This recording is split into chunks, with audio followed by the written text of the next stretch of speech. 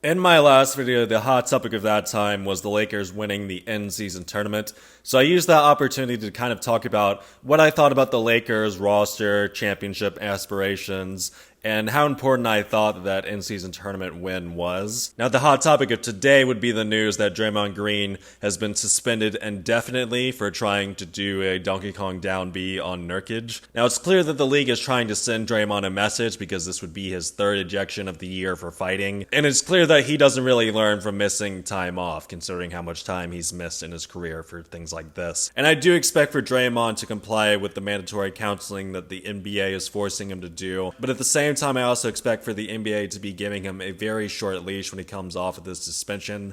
And I'm not sure if he's going to take this counseling seriously or if he's going to get his act together or not. Time will tell, but I'm not going to spend this video just talking about, this incident and just saying, well, this is bad, because that's just obvious and I don't really want to contribute to an echo chamber. I wanted to take this opportunity to kind of talk about what the Warriors' future is, because I can already tell everyone on the internet doesn't really believe this is a championship roster, and I don't think they're just one player away either, so I don't think they can do something at the deadline. This is obviously a very flawed roster at this time, and they're going to be needing to do a major shakeup if they want to get back to contention. But before I get into talking about possible avenues that can go down this offseason, I do just want to say this about the Draymond Green situation. I think that the Warriors coaches have kind of failed in this aspect because they've just enabled Draymond Green on and on to the point where this is becoming like a systemic issue. As we've seen over Draymond's career, every time he does anything like this,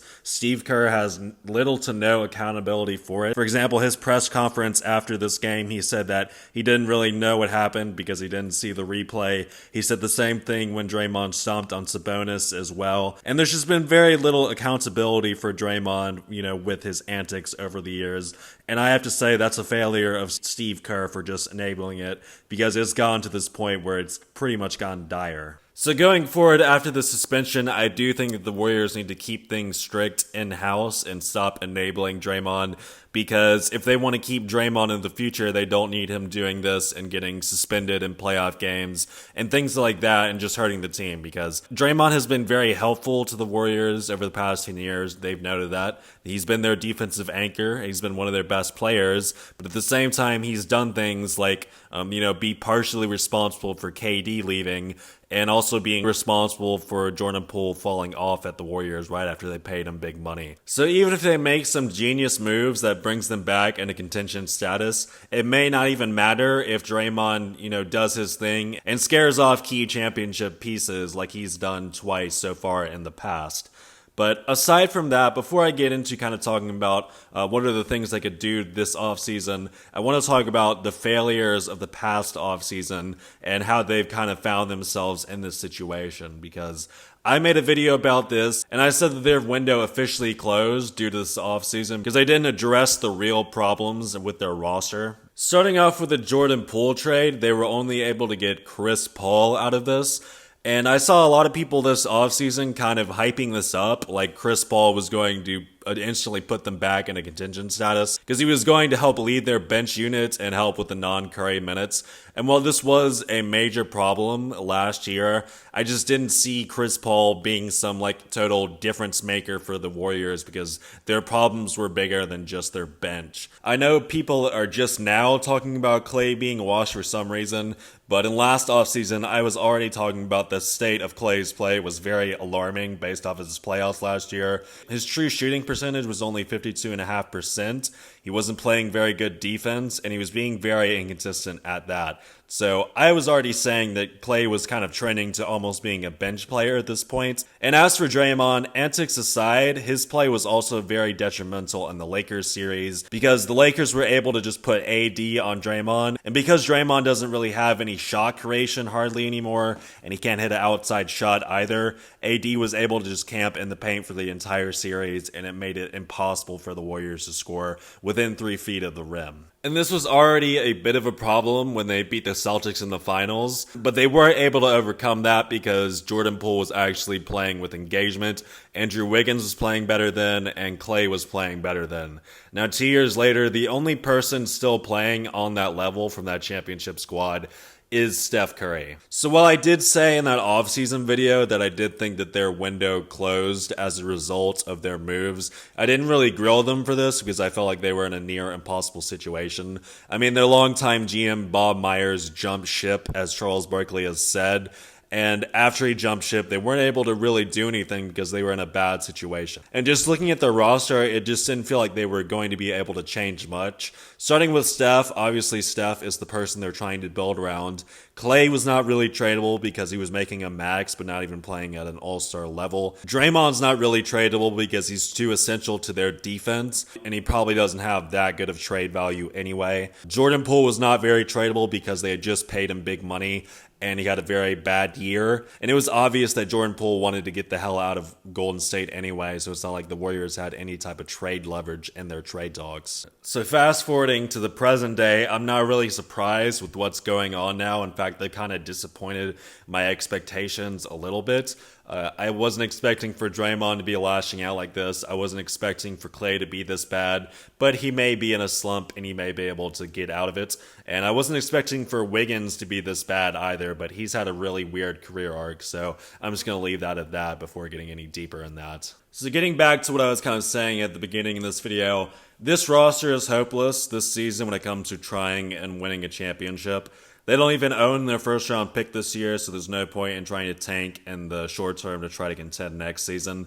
So this season is really just a wash for them. So that's why I'm kind of trying to focus this video on the future instead of the present, because I just really don't expect much to come out of this season. So as for what they're going to do after this lost season, I'm not exactly sure because I'm not exactly sure what they're thinking, but I've narrowed it down to 3 avenues that they can take. The first avenue is just writing out this core, and that either can be because they think they can contend with it, or it could be just because they just have personal ties with this core at this point and they just kind of want to ride this out until completion. We have seen Steve Kerr this season say that he does think that they have a championship roster. They just need to play better and figure some things out.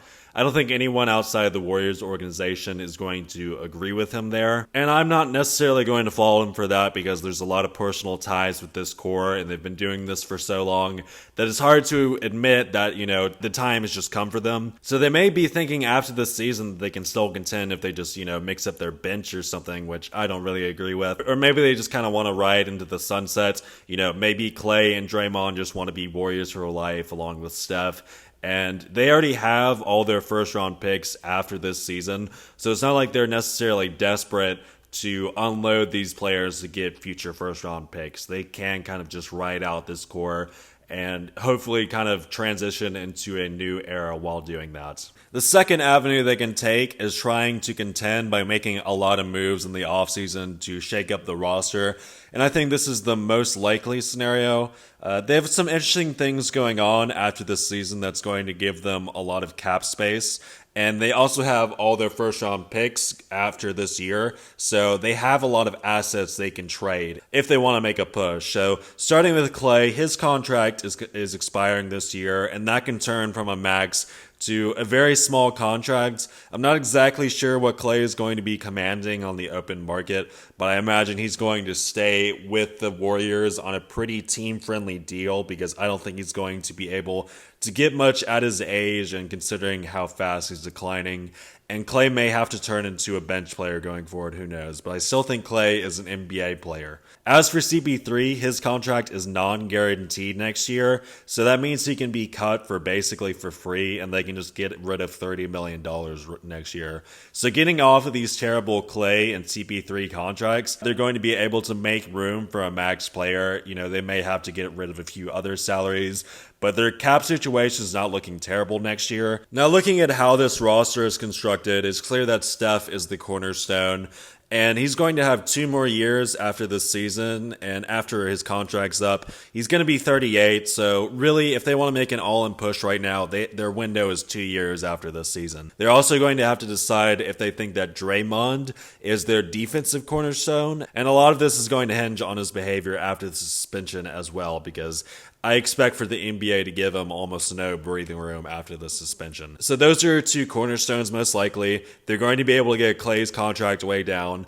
and they're going to be able to get off of CP3's contract. And at that point, they can probably make room for a max player. They may need to get rid of a few other people as well. But if they're going to make room for a max player and try to trade for them or sign them in free agency, they need to get a shot creator, and I think this is pretty obvious what they're missing, because just comparing this team to the 2022 championship team, Clay was way better at offense at that time, and Andrew Wiggins was a lot more consistent at that time, and they also had Jordan Poole going off during that playoffs as well. Their offense has regressed a lot, and really it's just because their roster has regressed over the years as well. So I think that's who they need to go after. I'm not going to name any names or anything as of right now, because we don't know what free agency and who's going to be on the trade market by next season, but that's who I'm saying they need to target. A second shot creator next to Steph. And this isn't something I think they should do at the trade deadline this year, because they're just not in a position to do it.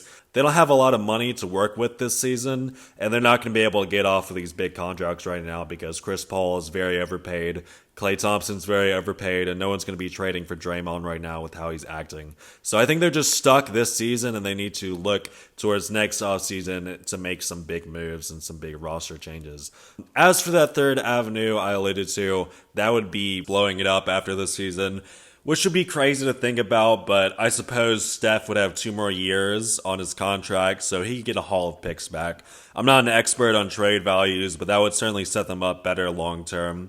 I don't expect them to do this, because this isn't something they did last season, and I think that their mindset is still that Steph can kind of carry their roster like he did in 2022.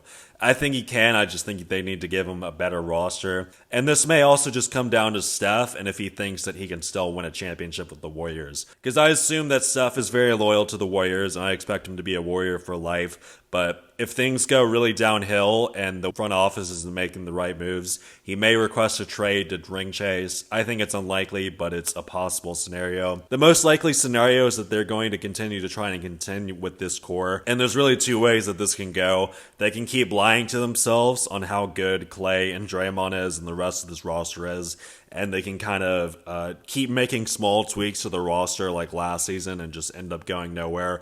Or they can try to make some big moves, and this would probably result in Clay kind of going into a bench role and them having to shake up their roster a lot, period, just to get like another big star to help out Steph. Either way, I think that Clay and Draymond are going to be returning to the Warriors next season. Clay may just have to be relegated to a bench role, and Draymond may or may not return based on how he acts after the suspension.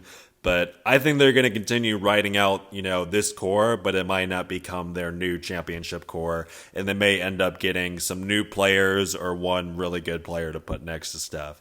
But anyway, if you enjoyed this video, please leave a like and subscribe if you want to see more videos in the future.